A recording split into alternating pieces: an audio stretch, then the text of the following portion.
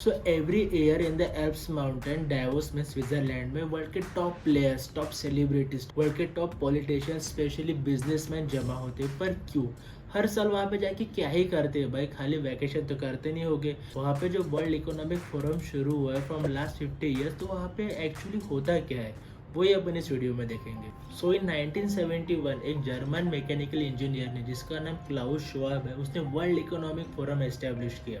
पर इसका उद्देश्य क्या था, उसका इंटेंशन क्या था, यानी डायोस में वो वर्ल्ड इकोनॉमिक फोरम एस्टेब्लिश करने से क्या ही होगा वो देखो। वो क्लाउस साहब ने एक नया टर्म इंट्रोड्यूस किया, स्टेक होल्डर कैपिटलिज्म। अब ये नया कैपिटलिज्म क्या है देखो। क्लाउस साहब का ये बोलना था, कंपनीज क्या करते हैं, अपने खाली शेयर होल्डर्स के लिए काम करते हैं, शेयर होल्डर्स को खुश कर लो भाई, अपन खुश सब खुश। पर उनका बोलना था कि खाली इतना करने से कुछ नहीं होगा, तुमको लॉन्ग टर्म सोचना पड़ेगा, ठीक है, तुमको लॉन्ग टर्म वैल्यू क्रिएशन के बारे में सोचना पड़ेगा। तो ये क्या होता है देखो, उनका ऐसा बोलना था कि खाली शेयर होल्डर्स को खुश मत करो, बल्कि जो तुम्हारे एम्प्लॉयज है, तुम्हारी जो पूरी कम्युनिटी है, सबको खुश करो, पूरा सोसाइटी का भला होना चाहिए।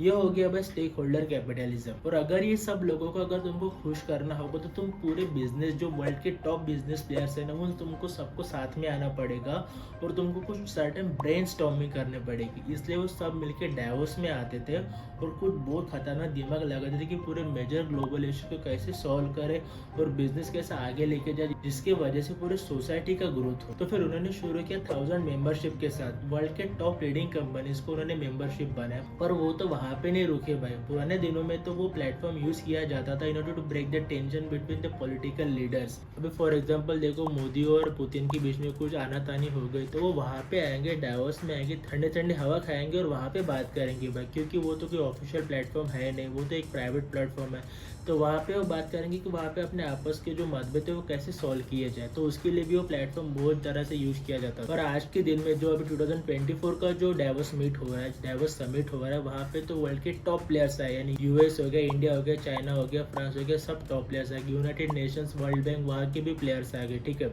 तो वहाँ पे वो बात करेंगे कि इकोनॉमिक्स जो है पूरे वर्ल्ड का, वो कैसे पुश किया जाए। तो इससे एक्चुअल फायदा क्या होता है देखो। अभी इंडिया जो, तो इंडिया को अगर एफडीआई लाना होगा अपने सर्टन स्टेट्स में, अभी महाराष्ट्र से एकनाथ शिंदे गए, ठीक, वो महाराष्ट्र के सीएम है, तो वहाँ पे वो परस्यूट करेंगे वहाँ के टॉप बिजनेसमैन लोगों की, हमारे महाराष्ट्र में आप इन्वेस्टमेंट करो, यहाँ पे तुम्हारा पैसा लगाओ। इसके वजह से महाराष्ट्र को तो प्रोग्रेस होगी पर पूरी इंडिया का ग्रोथ होगा।